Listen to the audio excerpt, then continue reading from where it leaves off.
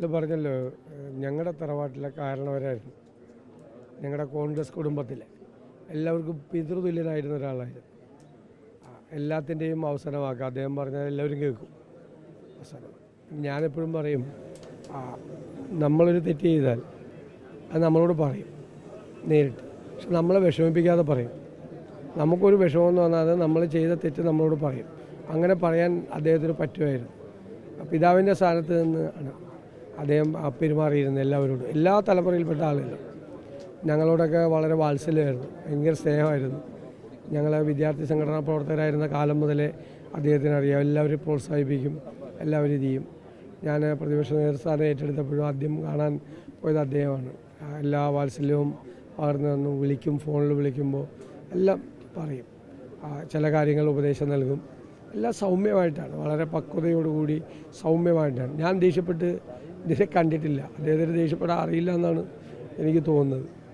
അങ്ങനെയുള്ളൊരു വളരെ വ്യത്യസ്തമായ ഒരാളായിരുന്നു. നമുക്കൊരു വീട്ടിലെ ഏറ്റവും പ്രധാനപ്പെട്ട ഒരാൾ പോകുമ്പോൾ ഉണ്ടാകുന്ന ഒരു വല്ലാത്ത വിഷമം ആണ് എല്ലാവരുടെയും മനസ്സിൽ, എൻ്റെ മാത്രമല്ല എല്ലാവരുടെയും മനസ്സിൽ. അങ്ങനെ കാണാൻ പറ്റുള്ളൂ. അല്ലാതെ ഒരു പാർട്ടി നേതാവായിട്ടോ നമ്മുടെ തലമുറ നേതാവായിട്ടല്ല കാണുന്നത്. സ്വന്തം വീട്ടിലെ ഏറ്റവും പ്രധാനപ്പെട്ട ഒരാൾ, ഏറ്റവും പ്രധാനപ്പെട്ട ഒരു കാരണവർ, അദ്ദേഹത്തിൻ്റെ വേർപാടാണ് എല്ലാവരുടെയും മനസ്സിൽ. അങ്ങനത്തെ ഒരു ദുഃഖമാണ്. എല്ലാവർക്കും സ്വീകാര്യനായ വ്യക്തി എന്ന നിലയിൽ അദ്ദേഹത്തെ ഒരു കമ്മിറ്റിയായി വെച്ചാൽ അദ്ദേഹം സത്യസന്ധമായും നിഷ്പക്ഷമായും റിപ്പോർട്ട് നൽകുമെന്നുള്ളത് കൊണ്ടാണ്. അത് അദ്ദേഹത്തിൻ്റെ ഒരു പ്രത്യേകതയായിരുന്നു. രാജ്യസഭയിലേക്ക് അദ്ദേഹത്തെ നോമിനേറ്റ് ചെയ്യുന്നത് സോണിയാഗാന്ധി നേരിട്ടാണ്. എനിക്കത് നേരിട്ട് അറിയാവുന്നൊരു കാര്യമാണ്. തന്നെയുമല്ല എല്ലാവരോടും സൗഹൃദം പുലർത്തി വന്നൊരു വ്യക്തിയാണ്. കോൺഗ്രസിൻ്റെ വാർഡ് പ്രസിഡന്റ് സ്ഥാനം മുതൽ KPC പ്രസിഡന്റ് സ്ഥാനം വരെ അദ്ദേഹം വഹിച്ചത് അർഹതയുടെ അടിസ്ഥാനത്തിലാണ്. ഒരു സ്ഥാനത്തിന് വേണ്ടി അദ്ദേഹം ആരോടും ആവശ്യപ്പെട്ടിട്ടില്ല, പക്ഷേ സ്ഥാനങ്ങൾ അദ്ദേഹത്തെ തേടി വരുമായിരുന്നു. അപ്പോൾ അതുകൊണ്ട് തന്നെ അദ്ദേഹം എല്ലാവർക്കും സ്വീകാര്യനായ വ്യക്തിയായിരുന്നു. മാത്രമല്ല പാർട്ടി പ്രവർത്തകരോട് ഇത്രയും കൂടുതൽ ആത്മാർത്ഥതയും സത്യസന്ധതയും പുലർത്തിയിട്ടുള്ള അപൂർവമായ വ്യക്തിത്വങ്ങളെ നമുക്ക് കാണാൻ സാധ്യമുള്ളൂ. വസ്തുത അദ്ദേഹം CM സ്റ്റീഫനുമായിട്ട് ഏറ്റവും അടുത്ത ആളായിരുന്നു ഒരു കാലം. സ്റ്റീഫൻ സാറിൻ്റെ തട്ടകം കൊല്ലമായിരുന്നു. അദ്ദേഹവുമായിട്ട് ഏറ്റവും അടുപ്പമുണ്ടായിരുന്ന വ്യക്തികളിൽ ഒരാളാണ്. തല്ല sir, Padmarajan sir, PJ Thomas, Konni പഴയ MLA, അവരെല്ലാം ഇദ്ദേഹമായിട്ട് ഏറ്റവും അടുപ്പമുള്ള ഒരാളായിരുന്നു.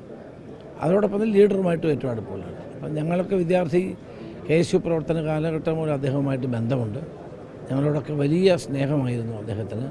എല്ലാ കാര്യങ്ങളിലും അദ്ദേഹത്തിൻ്റെ ഉപദേശങ്ങളും നിർദ്ദേശങ്ങളും ഒക്കെ ഞങ്ങൾ തേടുമായിരുന്നു. അദ്ദേഹത്തിൻ്റെ കയ്യിൽ നിന്നാണ് ഞാൻ KPC പ്രസിഡന്റ് സ്ഥാനം ഒരിക്കൽ ഏറ്റെടുക്കുന്നത്. അപ്പോൾ അതൊക്കെ പൂർണ്ണ മനസ്സോടെ എനിക്ക് വേണ്ടി മാറിത്തരികയും അനുഗ്രഹങ്ങൾ നൽകുകയും ചെയ്തിട്ടുള്ള ഒരു വ്യക്തിയാണത്. 1982 ഞാൻ മന്ത്രിയായപ്പോൾ അത് അപ്രതീക്ഷിതമായിരുന്നു. അദ്ദേഹത്തിൻ്റെ പേരായിരുന്നു ഉണ്ടായിരുന്നതെന്നാണ് എല്ലാവരും പറഞ്ഞത്. പക്ഷേ ആ മന്ത്രിസ്ഥാനത്ത് ഞാൻ പോലും പ്രതീക്ഷിക്കാതെയാണ് എന്നെ അന്ന് ഏറ്റവും പ്രായം കുറഞ്ഞ മന്ത്രിയാക്കുന്നത്. അപ്പോൾ അത് കഴിഞ്ഞ് ഞാൻ അദ്ദേഹത്തിൻ്റെ വീട്ടിൽ ചെന്ന് അനുഗ്രഹം തേടി. അപ്പോഴും ഒരു പരിഭവമില്ലാതെ നമ്മളെ അനുഗ്രഹിച്ചിട്ടുള്ള വ്യക്തിയായ അദ്ദേഹത്തിൻ്റെ മുഖമാണ് എപ്പോഴും എൻ്റെ മനസ്സിലുള്ളത്.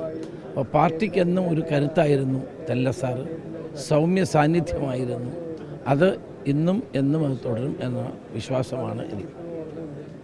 തെല്ല സാറ് കേരളത്തിലെ രാഷ്ട്രീയ പ്രവർത്തകർക്കൊരു ഗുരുവാണ്, മാതൃകയാണ്, രാഷ്ട്രീയ വിദ്യാർത്ഥികൾക്കൊരു പാഠപുസ്തകമാണ്. എല്ലാ നേതാക്കളും അദ്ദേഹത്തെക്കുറിച്ച് ഒരേ വാക്കുകൾ തന്നെയാണ് ആവർത്തിച്ച് പറയുന്നത്. ലാളിത്യം, വിനയം, സത്യസന്ധത, നിഷ്പക്ഷത, സൗമ്യത, നിസ്വാർത്ഥത, ഇതെല്ലാമാണ് അദ്ദേഹത്തെക്കുറിച്ച് ചുരുങ്ങിയ വാക്കുകളിൽ പറയാൻ സാധിക്കുന്നത്.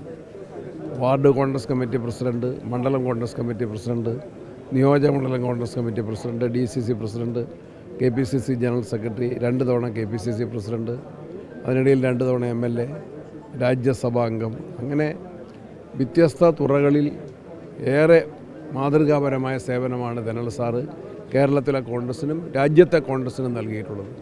ദേശീയ നേതൃത്വവും കേരളത്തിലെ മുതിർന്ന നേതാക്കന്മാരുമെല്ലാം അദ്ദേഹത്തിൻ്റെ സേവനങ്ങളെ അങ്ങേയറ്റം ബഹുമതിയോടെയാണ് കണ്ടിട്ടുള്ളത്. അദ്ദേഹത്തിന് എല്ലാ കോൺഗ്രസ് പ്രവർത്തകരുടെയും മനസ്സിൽ വലിയ സ്ഥാനമുണ്ട്. ഞങ്ങൾക്കെല്ലാം മാതൃകയാണ്, ഗുരുതുല്യനാണ്. വ്യക്തിപരമായി ഞാൻ അഭിപ്രായം പറഞ്ഞാൽ ഞാൻ അദ്ദേഹത്തെ ഒരു ഗുരുനാഥന് തുല്യമായിട്ടാണ് അദ്ദേഹത്തെ കാണുന്നത്. ഞാൻ KSU പ്രവർത്തകനായിരിക്കുന്ന കാലഘട്ടത്തിലാണ് അദ്ദേഹം അവിടെ MLA ആവുന്നത്.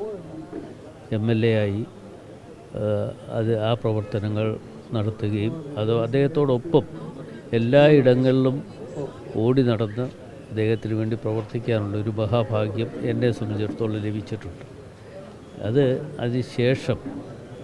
അതിനുശേഷം വീണ്ടും അദ്ദേഹം MP ആവുകയും പാർലമെൻറ്റ് അംഗമാവുകയും മറ്റ് KPCCയുടെ ചുമതല ഏൽക്കുന്ന അവസരത്തിലും അന്ന് ഞാൻ 96 MLA ആയതിനു ശേഷം അദ്ദേഹത്തോടൊപ്പം KPCCയുടെ സെക്രട്ടറിയായി പ്രവർത്തിക്കാനുള്ള ഒരു വലിയ ഭാഗ്യം എനിക്ക് ലഭിച്ചു. ഏറ്റവും വലിയ സത്യസന്ധനായിട്ടുള്ള ഒരു വ്യക്തിയാണ്.